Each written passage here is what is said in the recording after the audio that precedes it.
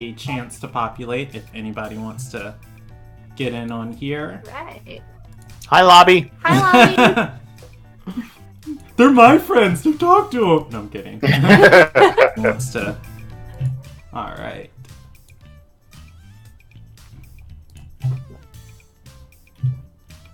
And good.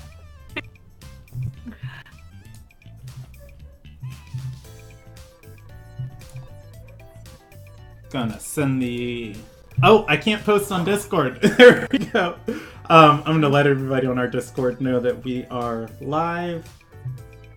And then we are going to hop into this.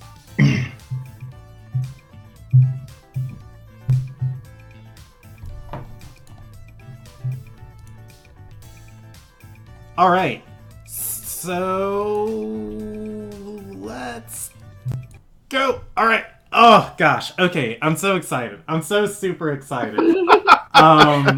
Everybody, welcome to. This is normally where I say welcome to the Elderon Tales, but what is even the Elderon Tales? Welcome to Insight Check with me, person, and we have special guests joining us. The minds behind Dungeons and Randomness, Bree and Jason. I won't throw your last names out there. Hey, oh, I should probably give you guys a chance to say hello. You can if you like. Hi! Hello. How you guys doing? And dude, our last names are out there Yeah. quite a bit. We share too much on the internet. Yep. Now, here's the other thing, and I'll probably mention this later in the interview, or I'll just mention it now. It's making promo stuff for the session, and I was just like, I always thought her name was Brianna, and on the website it says Brianne Marie. It's that actually comes with a dumb story, which is my parents thought that if they just added an umlaut to the E, that would make it an A sound. It doesn't. That's not how language works. So now I spell it differently pretty much everywhere. Yeah. But yeah, it does say Brianne in some places, but it's supposed to be Brianna, and I was told my whole life that the umlaut made it sound like an A. And I informed everyone of this. Every time someone questioned the spelling of my name, I was like, no, it's French, so it has an A sound. It has an umlaut. And one day I looked it up and had to come to the conclusion, oh, no. It's just an It's an less, not a. Okay, that's a dumb joke. That's my dumb joke for the night. Anyways, though, so Jason and Bree, they run a podcast, or they host a podcast called Dungeons and Randomness, and you guys also have two other podcasts: the Buffy Breakdown and then the Good Morning Theria. Yes. Yep. Which are all fantastic. Well, I say all fantastic. I haven't listened to the Buffy Breakdown yet. I'm assuming it's fantastic because you guys put such a great job into Dungeons and Randomness and Good Morning Theria. Thank you. Thank you. Oh yeah, definitely deserve it. So one reason why I really wanted to have them on the show is because Dungeons and Randomness is a long-running 6-year long D&D podcast where several different groups travel around in one large world and have kind of a semi-interconnected story, and whatever one group does on the world affects the rest of the world. And of course, Dungeons and Randomness was my inspiration for how I decided to run this campaign of the Elderon Tales. So having them on here is dreams come true. But anyways, you each just got the opportunity to be one of the live events at Dragon Con. And, since we stream live on here, I wanted to kind of and we are tiptoeing into the podcasting world. I wanted to bring you on and, get your insight on that of your experience from podcasting, how you felt about playing live, and, just really have a dive into it and just, chit chat and stuff. So was there anything in the introduction you wanted to go over, or you wanted to add that I did not cover? No, that pretty much covered it. Those are the 3 big shows, and then all the stuff we do for Patreon. Yeah. Now, I've I subscribed to your Patreon forever ago, and I was really stupid, and I didn't realize that Patreon has a separate audio feed until like maybe 2 weeks ago, where I was like, is this an RSS feed? What? I can put this in my podcast player? That didn't always exist. Yeah. So that's the thing. I think they added it like 2 years ago. Yeah. Somewhere in there, yeah. So you can download it just like it's a podcast. They give you an RSS feed whenever you subscribe. And I think you can look it up on your account page, I think. Yeah, I have no comments on any of your Patreon content, because I listened to like the first 2 months of it when I was on it, and then I was like, I don't want to open Patreon every time I want to listen to stuff. Yeah. Right. And that was people's big complaint. So I think the RSS feed was a pretty great addition, because no one wants to log into a website every time they want to download one show or two shows. Yeah. So I think let's get started with the questions submitted by our players. So on the Discord that we have. Oh God, is my face frozen? That would be awful if it is. Okay, cool. Oh.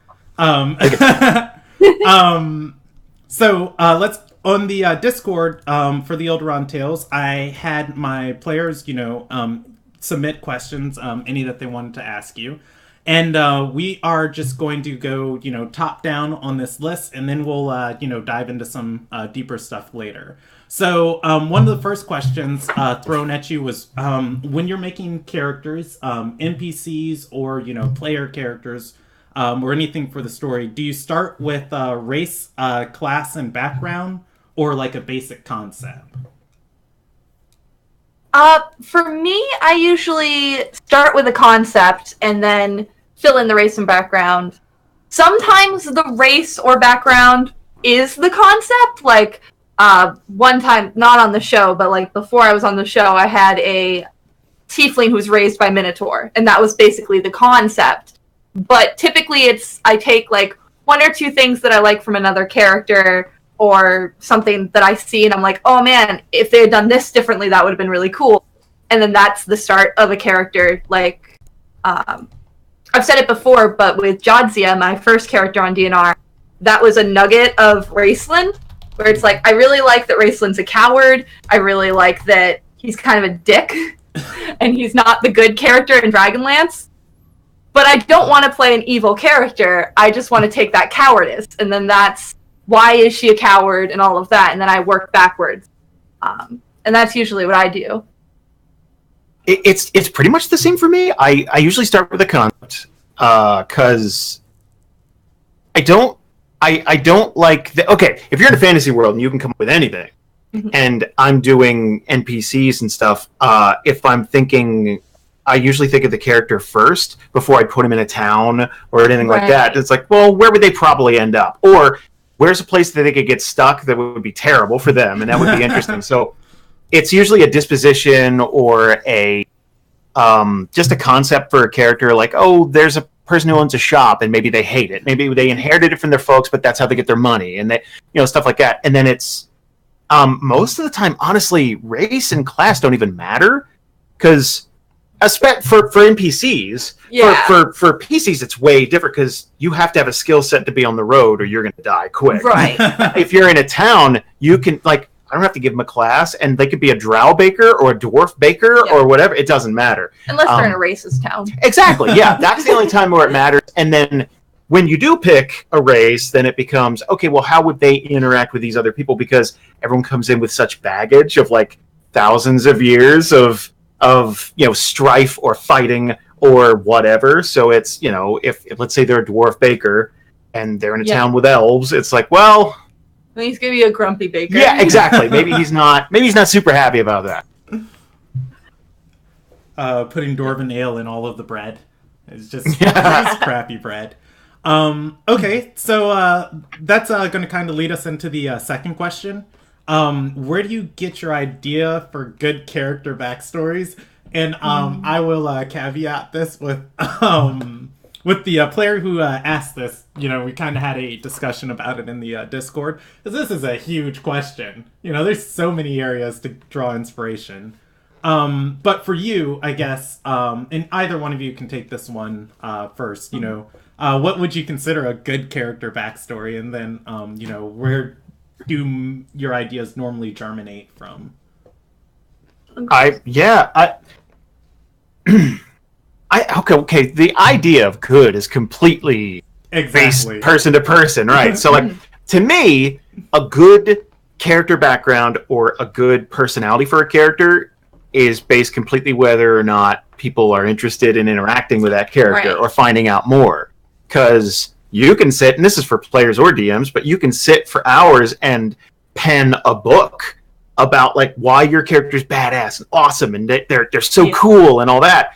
And then you plop it down in front of people, and if no one cares, it's not a good backstory because it's not, or maybe it's presented poorly. Maybe it's not a thing that was packaged the right way. Because there's something on the show that I call the law of diminishing returns, where you get, in D&D this happens all the time, you get the rogue or wizard or something with a mysterious past, but don't ask me what it is. I can't tell, that type of thing, where they have amnesia, or they have a dark, their parents died, they're Batman or something. There's always a thing where there's something dark in their past, and that makes them grumpy, and they don't want to talk to other people. You can get away with that for a while, but eventually people are going to stop asking, "Are you okay, buddy? What are you going to talk about it?" Eventually they're going to go, "Yeah, that's just Jared." Like, they're just going to throw it away. That they're not going to care. So, like, I think if people are chasing that down, take advantage of it and answer some questions. For me, I try to digest a lot of different media. Like, I watch a lot of TV shows, I'll watch a lot of movies, and I read a lot of books. And I think one of the ways that I come up with characters a lot of the time is very much at the beginning of a story, when you're kind of predicting what will happen with characters, or you're starting to imagine the setting. Sometimes you come up with really good ideas, and that's totally not what the book or show or movie is going for. And then those ideas, you can be like, but I liked that idea. Right. And then you continue and you put it in D&D or whatever game, like Vampire the Masquerade, or what's the Limitless Adventures? They make things. Like, you can do that for any setting where it's just like, okay, now I'm going to put him in space. Right, yeah. That's how we got the wonderful Jason X. That's how we got that. Exactly. It's a classic. It's that easy. It's that. So, Jason in space. Yes. Yeah. And then also the thing I was saying, where it's like, if you really like a character, what do you think is cool about that character? I thought it was cool that Raceland is one of the few fantasy characters who wouldn't jump in front of a bullet to save a friend. Right. Because that's a very common concept in fantasy. Is like, they're all so righteous. It's like, what if he doesn't want to? Yeah. What if? It's like, I worked hard to get this power. To heck with that. And I felt like that was a very interesting concept that they explored pretty well, but I didn't want to be evil, so just take something that you like about a character, but don't directly copy, or else it's just another race one. But I also feel like, just like the classes are endlessly, that nothing's fixed, right? So you can have a whole group full of barbarians or bards or whatever, and each one of those bards can be completely different from the last. I think backstories are the same way. It's you can have 1 million different takes on, that same, like, cowardly type of source. Like, why are they could have 100 different reasons for doing it, 100 different ways that manifests in a party. Yeah. Some could lean a little more towards the evil route. Some could lean towards, like, look at how many superheroes are orphans. Oh, straight up, all of them. Look at it. I think Superman's the only one who isn't. It's like Shazam doesn't have parents, and neither does Batman. They're very different characters. Superman's parents are dead. Oh, fair enough. You know what? Yeah, adopted. Yeah, he's adopted, but he had a good childhood. Yeah. Yeah, Ma Kent. Yeah. Okay, so let's move on to number 3. Do you plan builds ahead of time? And, well, I guess this would be... So, Jason, how often do you get to play and play as, like, a player? In the one... Okay, I've played one time once in 6.5 years that I've been... Played with Rob. No, I didn't. No, with Rob as the DM, but it wasn't D&D. No, it was like an inspector's type. I played as D&D once. Once, yeah. I didn't like it. I didn't like it. And it's just, I famously have control issues. I like to be I like to be the hand at the wheel, or one of the hands at the wheel. I don't like to be a passenger. I don't even like it in the car most of the time. I don't. It's just a thing. So being like not relegated, that's a wrong word, because like I guess if I had an opportunity to do it in a longer campaign where I knew that this was going to, like, I think I'd have a little more fun with that, because I know that character would have a chance to develop. I got to play in like a one shot, which hasn't made it to air yet. That was a year ago. It's coming. Yep. But I like it was a one shot, and it was something that like I wasn't completely comfortable with. So okay, so I'll aim this one more at Bree. So do you plan builds ahead of time, or do you build your character like as you play them and level up? I basically always just like build them as I level up. I don't think I've ever done the picking like feats and spells ahead of time unless it's very important to me, like Jadzia. And Jadzia is a good example just because her story is basically done, quote unquote. She's retired. But with her, we had the plan to make her use blood magic. So obviously that was something that I needed to plan a little bit ahead of time. But for Clara, who I'm playing now, whenever she levels up, I'm usually surprised. Like we all sit down, and you're like, "Oh, your character's leveled up." I'm like, "Oh, give me a second. What am I supposed to be doing for this level?" I don't. It helps that she's a fighter, though. I feel like maybe if she were a mage or any type of magic user, I probably would have my finger more to the pulse as far as like what spells I'm looking forward to. But so that's not a thing you like, because I know that some people do that. Specifically, spellcasters, they'll look ahead in the spell book. It's like, can't wait to get my hands on that. Yeah, you don't do that for your almost never. Because I know you used to do it for Jadzia. When it was Jadzia, it was a thing of like, okay, I know what she's into. She was very fire based. So whenever a new fire spell came out, I was like, yeah. Okay. But like reverse Culden. Yeah, reverse Culden. Yeah, so that's not something I typically do. I do know other people on the cast do that, though, where, like, they're planning ahead. Like, anyone who multi-classes, you know they're planning ahead. I've never multi-classed in my life. Oh, okay. Yeah. So. See, so we were talking about this briefly before the interview that, I learned how to play on 4th edition, and then, Jason's 4, and then 5th, or 4th edition and 5th edition. But I had a friend who forced me to play 3.5, and one of the things in 3.5, they have prestige classes where you need to, like, certain requirements to hit them. And it was like, 8 levels ago, you didn't take this one feat and put, these points into this skill. You can't prestige. And it's just like, well, I wanted to have fun, but... Right, yeah. And I've never been one to let the table or the rules dictate how a character should grow. Yeah. I hate that. I really do. Yeah. That's that like video games do that. And it's like, but that's not what my character would do. And it's, have to, That's something I never liked in video games either. I love Final Fantasy X, but the sphere grid. Oh, that sphere grid. Pissed me off so much. Because you had to look so far ahead, and it's like, I'm very much the type of person that's like, what my character do right now? Like, right. So, I never played 3.5. I played 2, and then I think I played 3 once or twice. And I played original, but I never played 3.5. And then I played 4, and I love 4. And now I'm playing 5, and it's fine. Yeah. Fine.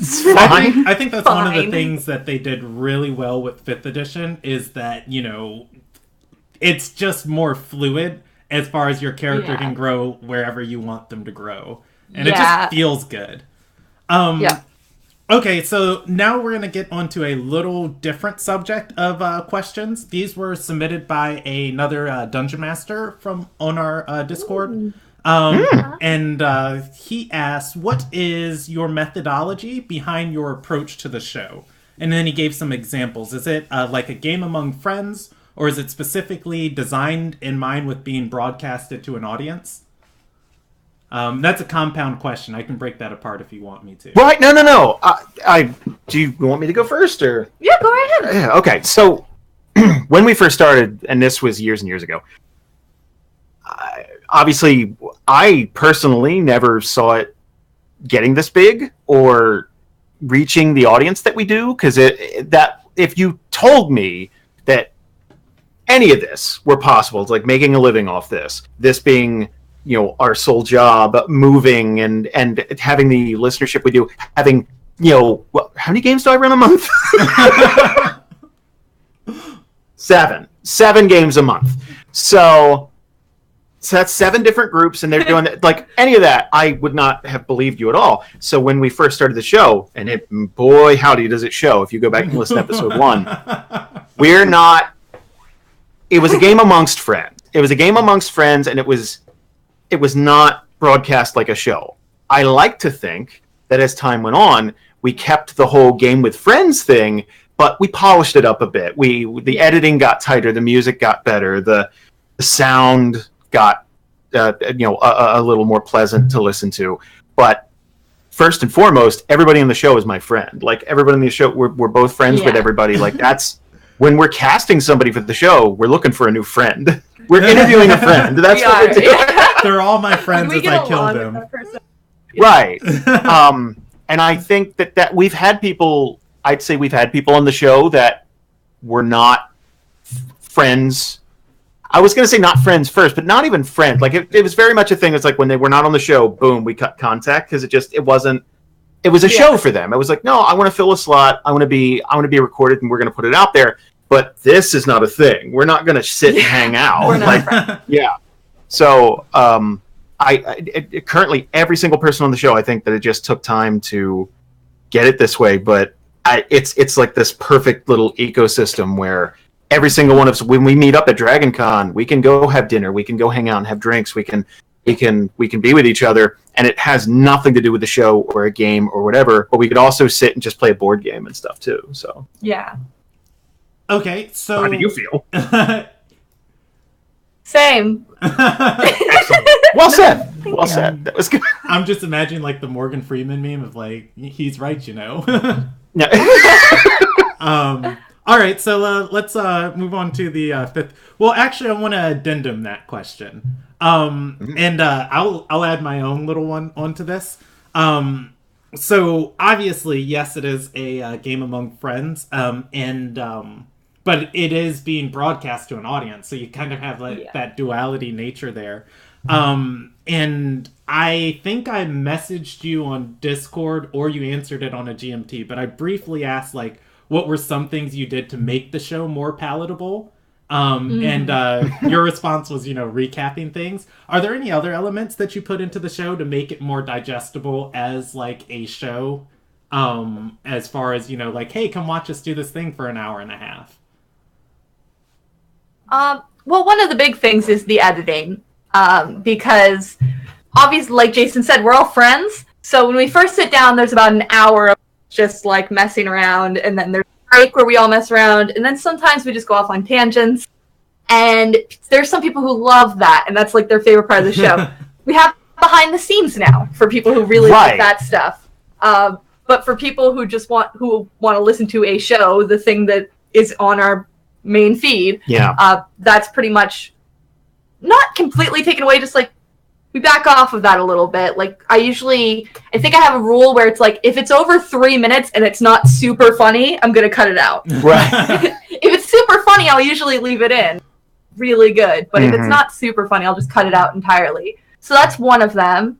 I think another one is making sure that everyone understands how sound works and how Skype works and how microphones work, because that's something, obviously not to name names, there's 1,000 D&D podcasts, and a lot of them sometimes don't teach their friends how to mute when their baby starts crying or their dog starts barking. Right. Or one of them, you can tell they're using a laptop mic, and that just sounds really bad. There's the face of a man who hosts a show. Like that's the thing. You are perfectly free to use my name in that. If you go through any of the past 3 episodes, I think there's at some point in every one of our last 3 sessions we played of me just being like, "Hey, could you mute your mic? Could you just go to push to talk? Oh, okay. Well, I'm just gonna mute you on my stream and just type when you're ready to participate again." Yeah. That's the thing, like the word typing. Everyone knows what that means now. Yeah, it's shorthand. for like, you forgot to mute before you started typing on your keyboard, and we Right. can all hear it, and it's very loud. Oh, there's some good questions in the chat too. I don't know. Jay Monta. There's a couple there. If I were to, okay, so if I'm answering that question, there's a couple of things that I think we started doing earlier on. One, obviously, we're not a family-friendly show. No. We're an explicit show, and that's because that's just how most of us talk. We asked if we should swear during this show, and Yes. you said that we could, but you don't. And we were like, okay, we'll try to control it. And I think that I swore within the first 2 minutes. Probably. I am fairly certain. Hey, you've been doing pretty good by my count, so and I'm not keeping count, so who knows? Yeah, and it, like, Rob doesn't really curse all that much, and there's a couple of people, but we can all hang out and be.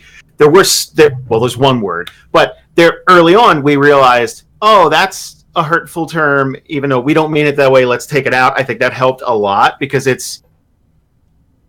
I think there's two ways to look at it, and some people look at it like, oh, either you're censoring yourself or you're selling out. I look at it like, okay, well, it doesn't aid roleplay at all. It doesn't help. It doesn't help us be better role players, and it doesn't do anything for the show, so get it out of there. Mm-hmm. And the second thing, and I think we started doing this in Arc 2 a bit more, was Stan Lee had a great quote, and it's every comic... That one. Where are my pills is a great one. He said, no, I'm sorry, that was a sad one.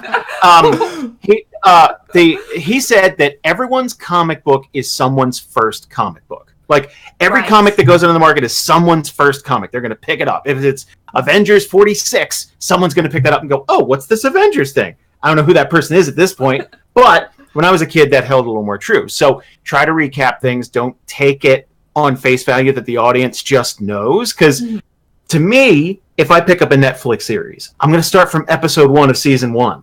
Right. A lot of people will start on Arc 2, episode 46, and like, well, let's go. Sell me on this. And it's going to be really tough for us to kind of recap everything that's happened. So, yeah, I think we do a better job now of catching. There's a little recap at the beginning, kind of catching people up on what's going on and stuff.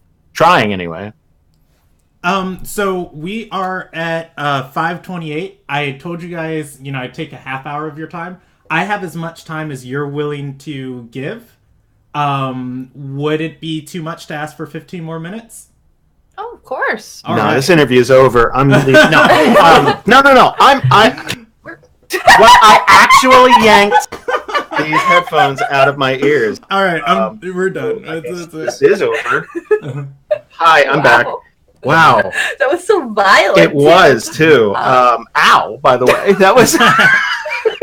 But yeah, we're good. Yeah, okay. we got time. We got plenty of time. Right, that's great. Okay, so, we spent a lot of time on 4, so let's go on to the 5th question submitted, and this was asked by the same Dungeon Master. He asked, for the Dungeon Master, what's one strange tactic or tool you use to keep the game running, or to help keep yourself on task? The on task part is the thing that gets me.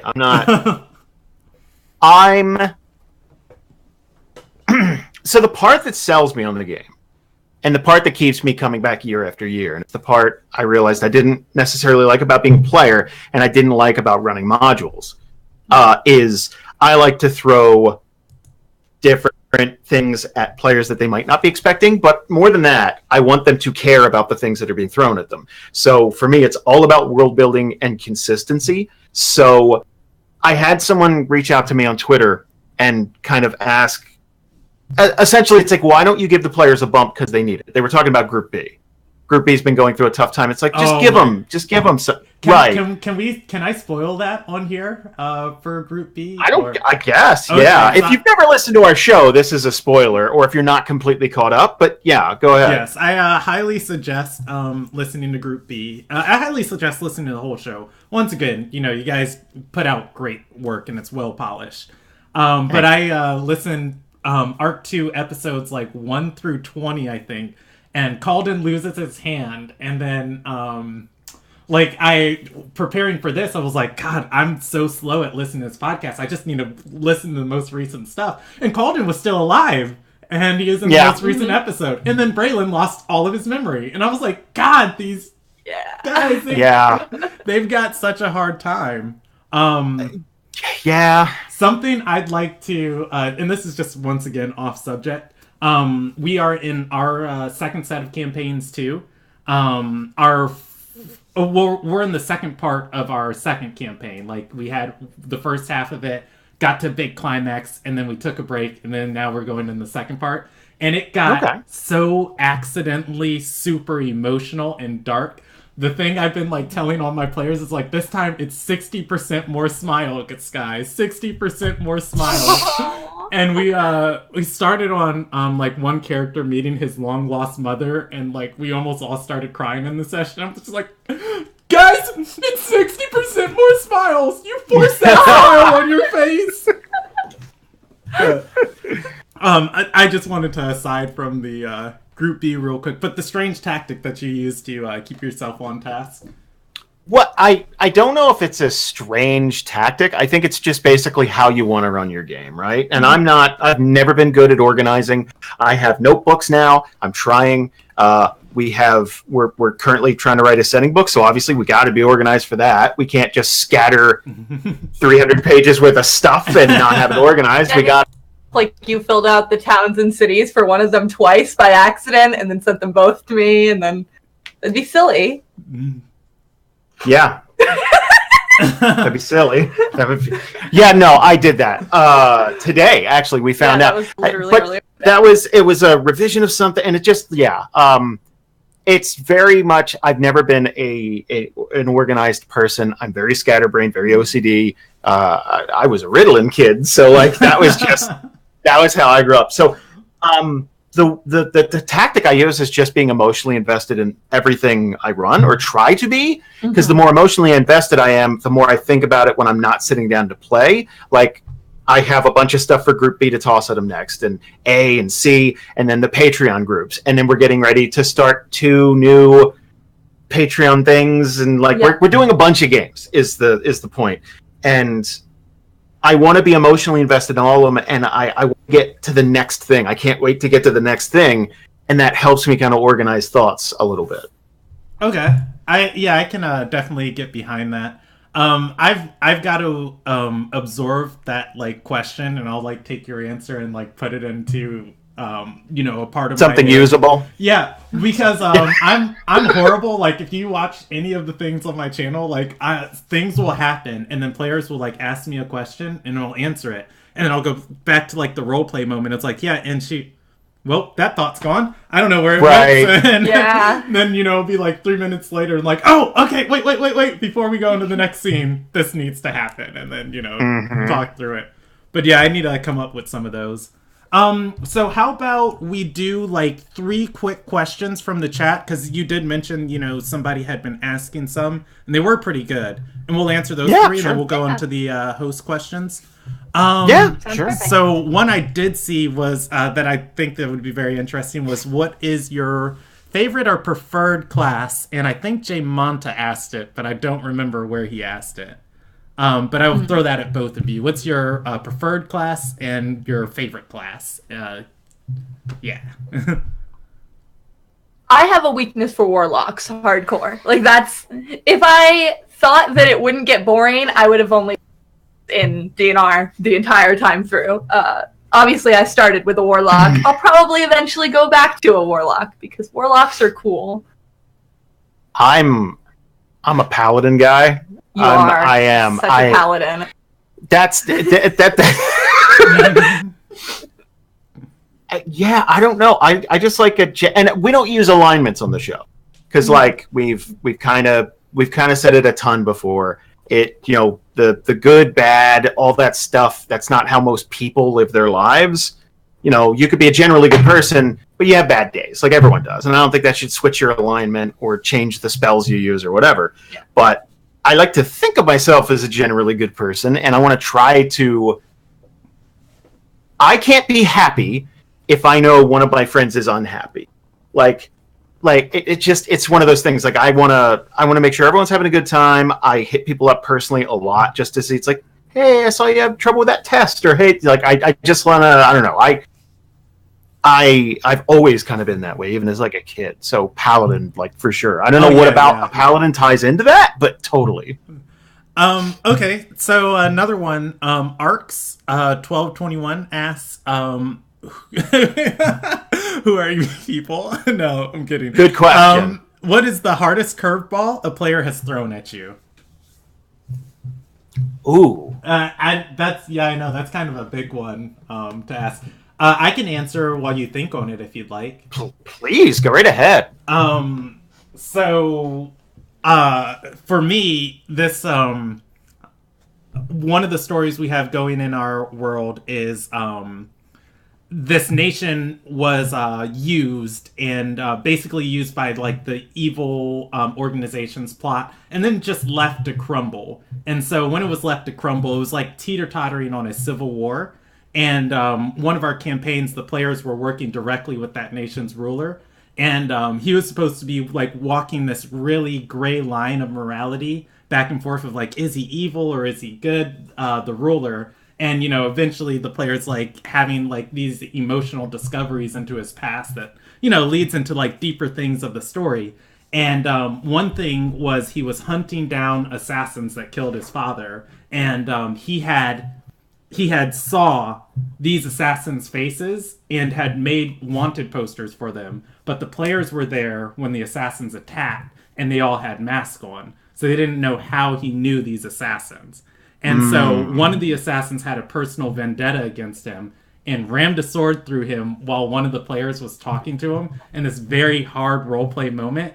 And I knew the player was a cleric, and I kind of expected for him to like heal the dying king in front of him as you know, and then after he healed him, of just like kind of blackmail him into like, hey, we're on your side, you got to tell us everything that's going on, and then him kind of like coming to trust them more. But as the king was like dying in his arms, he was the only one in the room. He took out a dagger and said, everything I do for my country, and kills the king.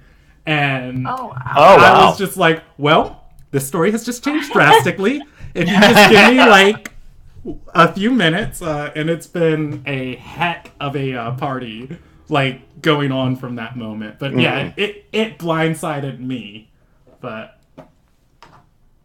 I think there's lots of little decisions that people make, and I'd say it's a little less now because I think people play a bit more cautiously, or at least I know what to expect out of people for the most part. I know my friends, so it's like, okay, pretty much know how like Susan's going to react, or you know, Jasper or something like that. But early on with Group 1, there were many times where I had absolutely no clue what they were going to do, and they I wouldn't say took advantage, but like it was definitely things would be laid out in front of them, and this is before they realized that they had like consequences to actions. Right. So like things would happen, so they'd kill someone or burn something down, or you know, whatever, and that they didn't know it, but behind the scenes it's like, okay, I got to start changing things and rearranging it because people are going to react differently. Because you can't go to your fourth town, kill everybody, and then like the towns not start talking to one another. Like, okay, what is going on? Yeah. Group 3 was another one that kind of shocked me.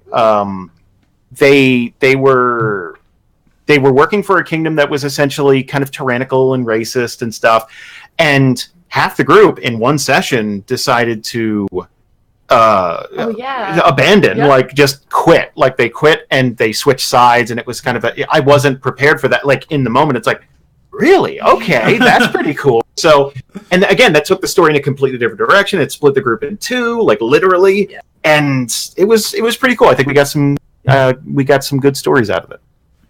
Okay, let's take one more from the chat. I lost what question I was going to ask you. Let's just scroll up. I remember there's one up here I missed. Well, this one's another broad one. Why do you love gaming, and what do you expect to achieve with your show, if you have any expectations? Too many expectations now. Yeah. Yeah, go. You please answer first this time because I rambled on for a bunch. What's your expectations? What are your intentions with our show? Have our Oh no, your audio. Okay, cool. Could you say that again? Your audio cut out for a second. dumb joke. All right, for expectations for the show, obviously, when I first joined the show, it was still very small. It was just friends hanging out and playing D&D, and it was really exciting because it was D&D, but with an expectation that everyone will actually show up and play. Yeah. Which, as anyone who plays D&D knows, sometimes that's just not something you can count on. Like, you join this new group, you get really excited, you make your character, you're so down, and then just no one gets back to you, and the whole group falls apart. So my first expectation was, oh my gosh, I actually get to play long term. After that, obviously it's grown a lot since then. Now I'm like, I expect to get paid and have a roof over my head. In the future, no, go ahead. Oh, I was gonna say that's a really good expectation. Yeah, we're really lucky in that we can do that. Our landlord appreciates. Yeah. But I think that now, as far as like goals, I think is a better word for it, and we have goals for like creating setting books, and we've talked a lot. We have a lot of big ideas for future projects that if we could just get past, like, recently I think our show, it hasn't plateaued. We're still growing, but we're not growing at the rate we'd like to grow, obviously. So we have all these big dreams for, like, once we get started on this, we can do these things, but we don't announce those things because what if we can't yet? Or what if we can't for a very long time? Right. So one of the main things we focus on right now is telling people that we're working on a setting book because that's really important to us and something we really want to do. Okay. So I know that person who asked that question, and I'd like to answer. You know, we're just gonna go for it. Here we go. We run out of time. Okay, so this will be the last one we take from the chat. Because I feel like this is a pretty good question, and a lot of people, you know, could benefit from it. What is the single most, and I think he meant important, what is the single most important thing you suggest for a new DM to do that you wish you knew when you started? Okay, if there's one thing I could take into if I were starting all over again, your intentions, your story, your characters, they're all great. That is exactly 50% of D&D. That is half of the equation.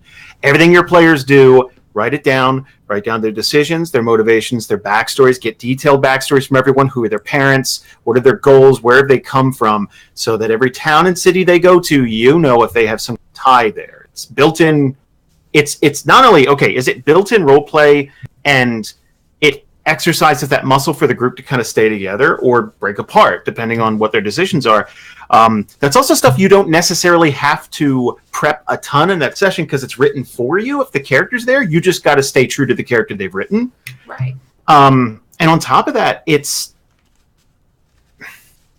that thing in a lot of DMs where it's like, let me be awesome at you. And it's, I created all this and you guys are just kind of visitors there, or you don't, you know, having players who don't have agency in the world and they can't grab things and change it and twist it. I kind of think it's a boring way to play D&D. The D&D is a team sport, right? So if you're listening to your players and you're writing things down, having something that they did a year ago come back and it's like, yeah, well, you did that thing and this happened. It's like a lot of players, first of all, are just gonna be like, you remembered the thing I did? Because it's think about one of the things I didn't like about being a player was I spoke less. Like, there are 5 people in the group or 6 people, and you're waiting for your chance to hop in. And I'm used to having the bird's eye view of everything, and it's like right. I get to sit back and just wait, or I can chirp up and like say something. That if you know that when you do speak, you're being listened to, and that's actually being taken into account, I think that matters. I think that makes people, I think it connects people to not only the game and the story, but the world itself. It makes it feel a little more real. Yeah, I can definitely get behind that. As you were talking, you reminded me, I keep little note cards with summaries of like that information for my players. And Good. the things I always tell players is just like, I ask them the weirdest little questions, like, is your mother alive? Is your father alive? Did your character know them? You know, do they have siblings? But the one that lots of people don't ever think about is like, does your character have a birth date? And if they don't have an answer, I have a macro that just rolls it for them of just like, hey, now you have a birthday. And it's I've had like one interesting story where a character's birthday has like a line with a major religious holiday where it's just like, oh, I can kind of do something with that in the future. So right, you get really interesting moments. Okay, so let's go into the host questions from there. Just the two that I prepared for you. And I say for you, but I'm going to direct this one at Bree because you don't play D&D, Jason. You're just Dungeon Master. So yeah. I'm kidding. But you can feel free to answer too, Jason. But what is your favorite moment as a player in your D&D history? Like at playing, like, do you have a favorite moment that comes to light? Like, man, it was really great when, you know, we did this thing. Yeah, I do have one that, like, stands out. I obviously have a bunch of moments that I really love. Moment at Dragon Con were awesome. But I think my favorite moment ever on the show thus far that I've played in was Jadzia's wedding. For anyone who doesn't know, character Jadzia, the one we were talking about, she ended up falling in love with a tiefling man named Valis, and they were about to go do something incredibly dangerous and really scary. And there was no intention for there to be a wedding that day, except for one of our players decided, what if Jadzia had a surprise wedding? Which was really cute. Don't do that in real life. Don't do that in real life. Roleplay, it's fine. So basically what happened is they went out and secretly bought Jadzia kind of a wedding dress. They just bought her a white dress. And then she came back and Valis proposed to her, and it was all planned behind her back. Obviously, I was there, so I heard it happening, but it was one of those things that was planned behind her back. And there's kind of a rule in D&D where it's like, whatever you do in character, don't take it personally, because characters do mean things to each other sometimes. Right. So obviously I never do, but when characters go out of their way to do something nice for your character, and you didn't prompt it, you didn't ask for it or anything like that, that's actually really genuinely sweet. And I really appreciated that my group would do that for my character, that like they knew she was going to retire soon because she said like, this is our last mission. Then she did 3 more missions. But the point is, like, it was really nice. And you're not supposed to take that stuff personally because it's in character, but it's like, okay, but that you can take personally because that means all of my friends cared enough about my character to want to do this special thing that was pretty much just about her. Yeah. Like, obviously the characters were all in on it, but it was for my character. And I think that's really sweet. And I try to do that with other people's characters. It's like, I just want to set up this person to have a good time tonight. Or like, this person's backstory is being highlighted. I really want to make that the focus.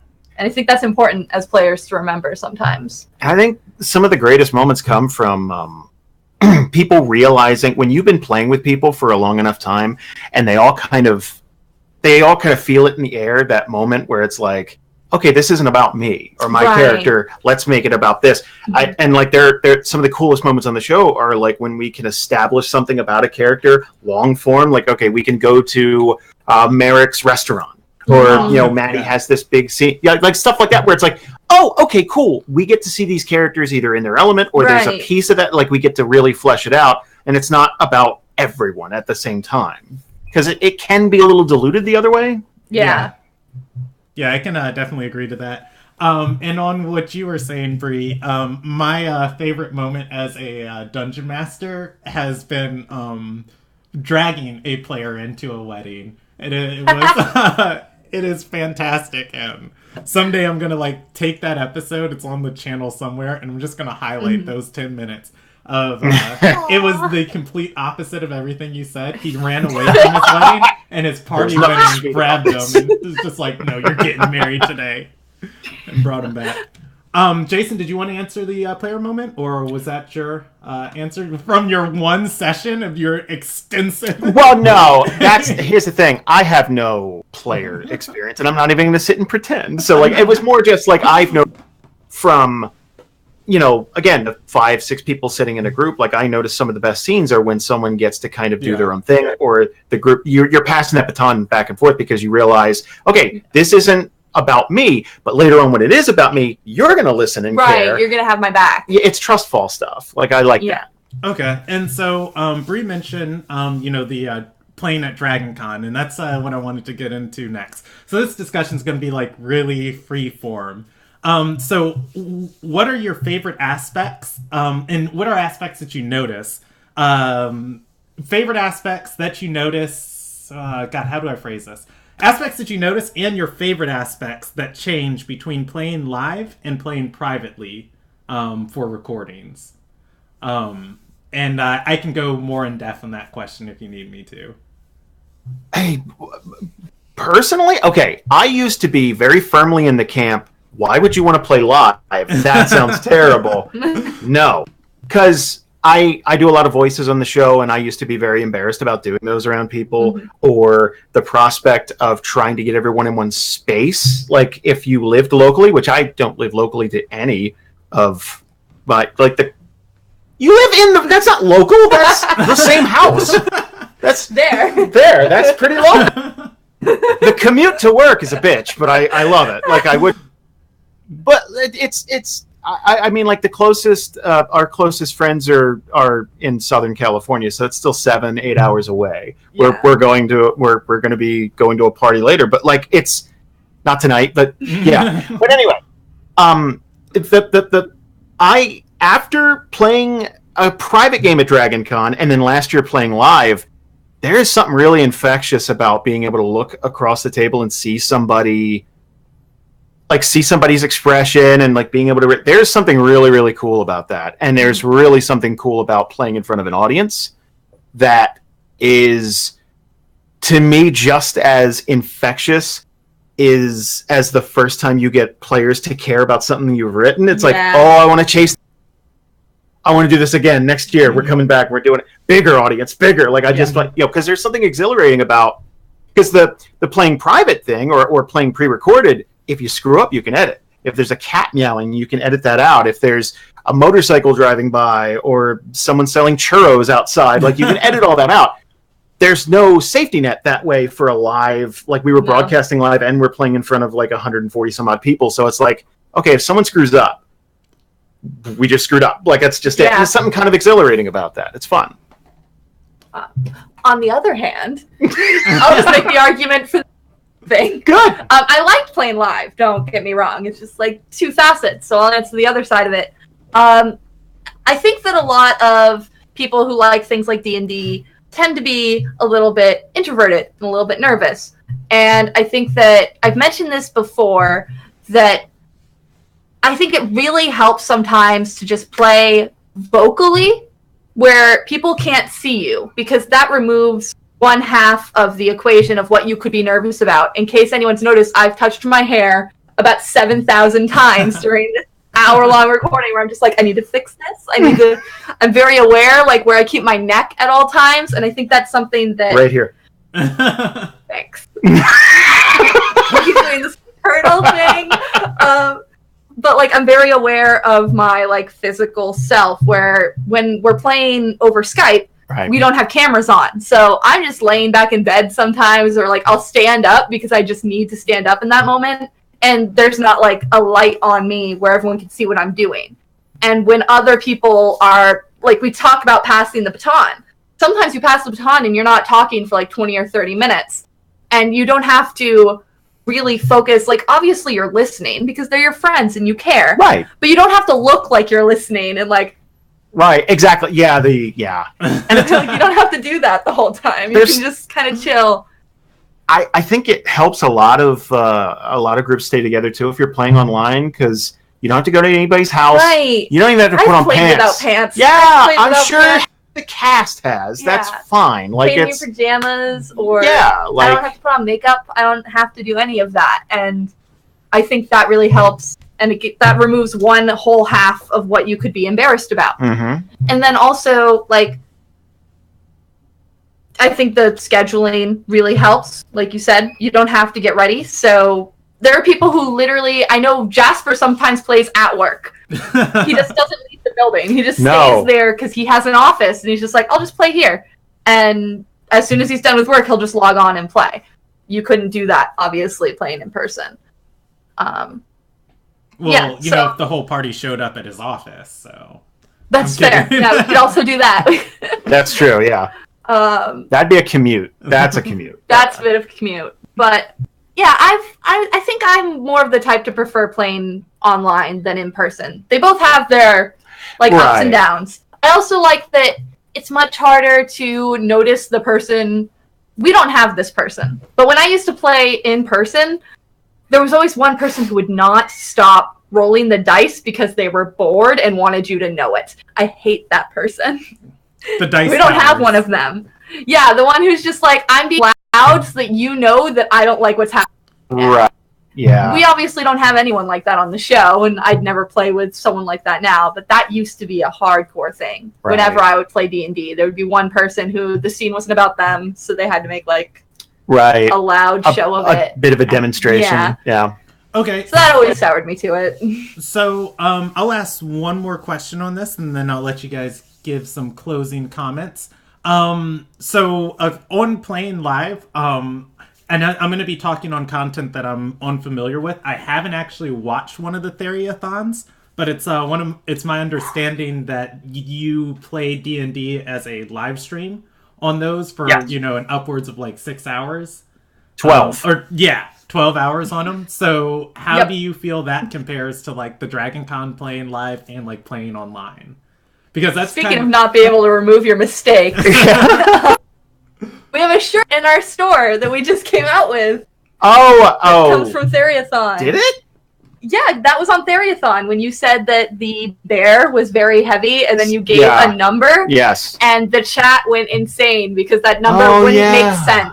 Yeah. Because Jason shouldn't throw out numbers because he's not good at math. Neither am I. Not judgy. Just not at all. Like it's like, that sounds big. Yeah. And it was. And too big for that bear. Unless the bear was made of dark matter, that wouldn't make any sense. And that's the joke. And Jameson made this great shirt where there's like orbiting planets around the bear, and we turned it into a meme.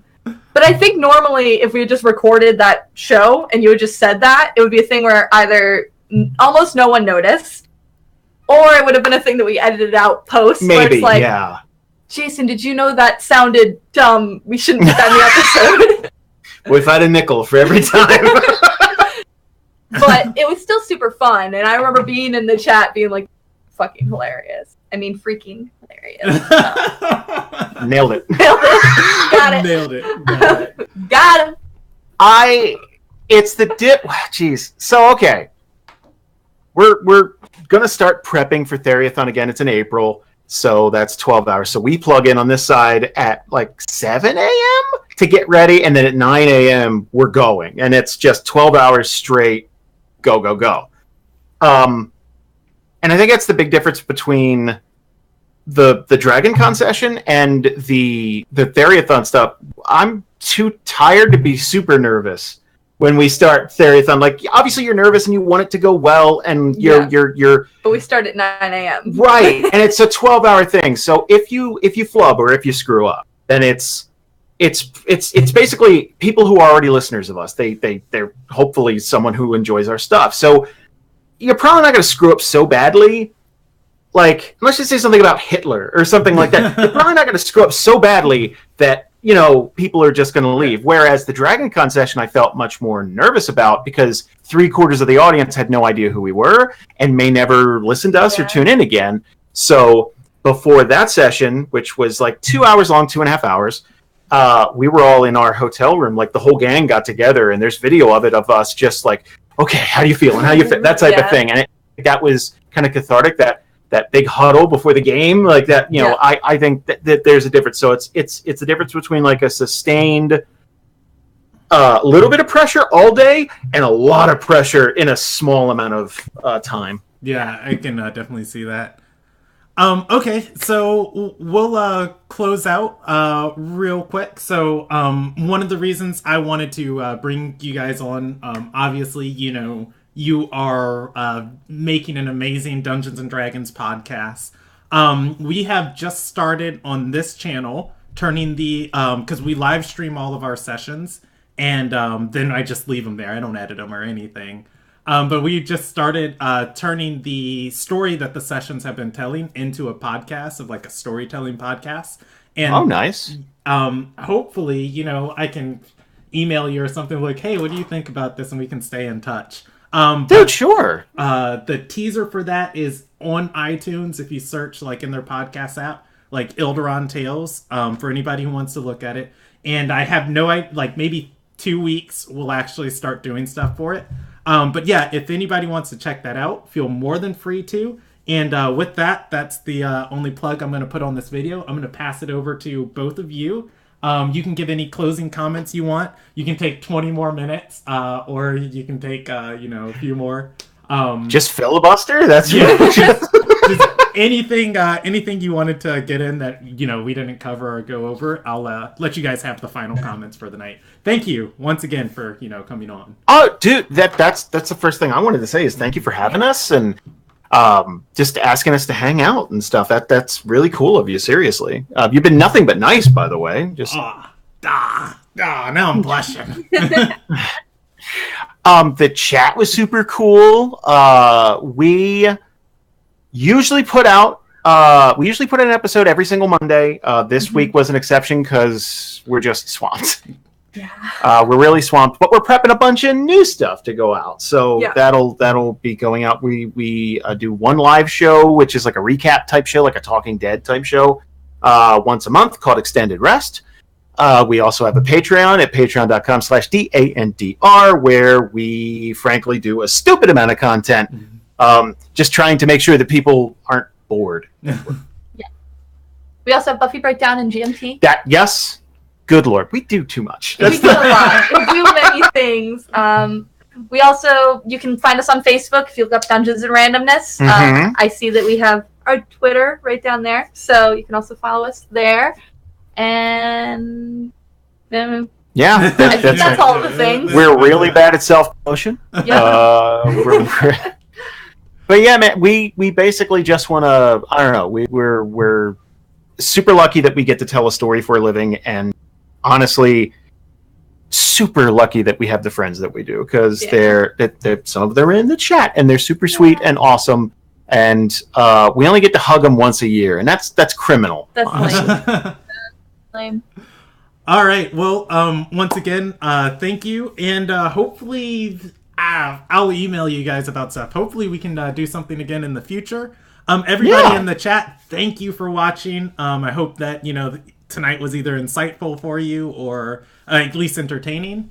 We're gonna go to an end screen, and thank you guys. Oh, by the way, the link for their website, www.dandrpodcast.com is in the description. So if you want to learn any more about their show or content that we didn't go over, click it. And of course, have a great evening. Bye.